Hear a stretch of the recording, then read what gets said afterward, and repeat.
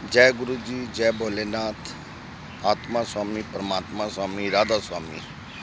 देखो, दुनिया के अंदर जिन्नी मर्जी धन दौलत कमा लो, जिन्नी मर्जी इज्जत मान कमा लो, पैसा कमा लो, तीर्थ स्थाना चले जाओ, बड़े बड़े संतां महात्मा महापुरुषों नाल मिल लो, असली जिहड़ी भगती है वो ध्यान दी रिधी है।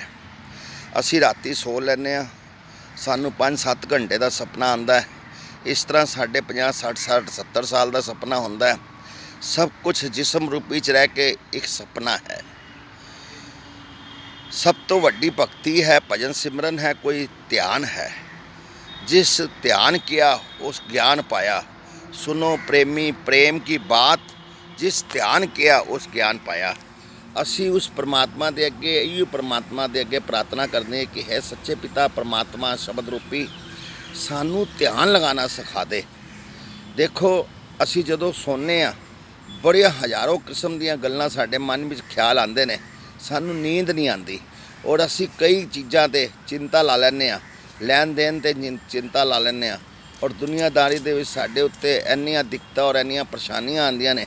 किसी नाल साडा जरूरत तो ज़्यादा प्यार होंदा है, जदों साडा प्यार टुट जाता है, साडे लैन देन ते दिक्कत आंदी है, जां सानू साडे अपनिਆਂ कोल सानू इज्जत मान नहीं मिलती, सानू दुख लगता है, तो असी जिहड़े काम आए सी कर्म भूमि धरती ते उस इस आत्मा नू परमात्मा नाल मिलान आए हैं।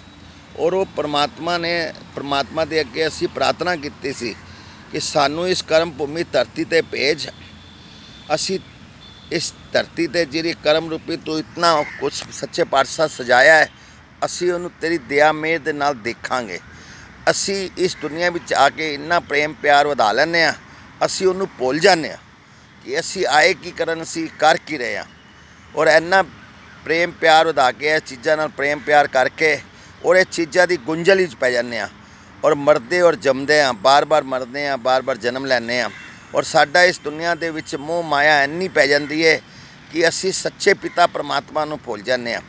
साडा एक शब्द रूपी पिता परमात्मा, इस आत्मा का सच्चा पति परमेश्वर वो ध्यान है।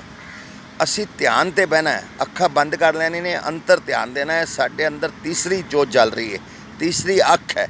ये तीसरी अख सानू अंतर ध्यान लगा के परमात्मा के दर्शन कराती है और ये आत्मा सचखंडा ब्रह्मंडा विच घूम के फिर वापस आती है। ये जिसम दे विच प्रवेश करती है। फिर सारा दिन असी उठते बैठते चलते फिरते ये जिसम रूपी का सारा काम करते हैं। पर असी ये जिसम दे नाल इन्ना बंधन इन्ना प्यार पा लैंदे आ, असी भुल जाने कि सब कुछ झूठ है, ध्यान सच्चा है।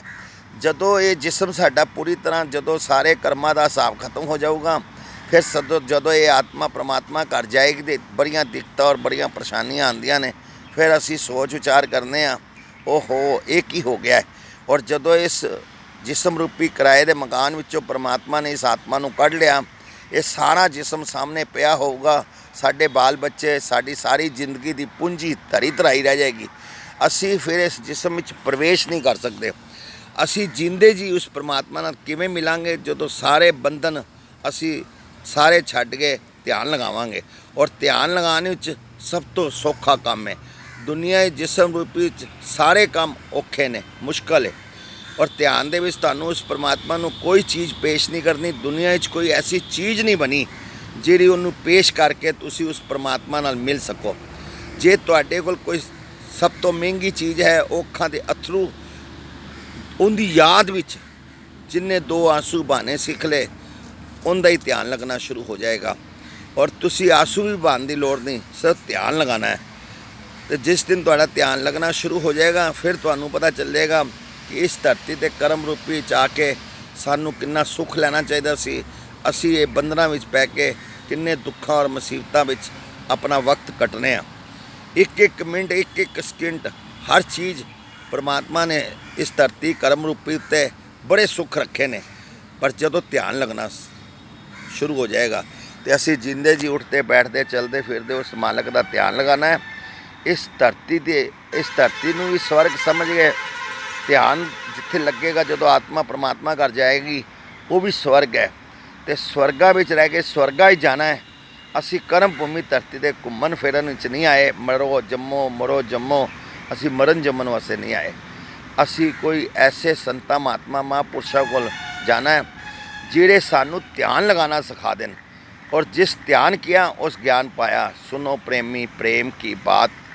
जय गुरु जी, राधा स्वामी, आत्मा स्वामी, परमात्मा स्वामी, जय माता दी।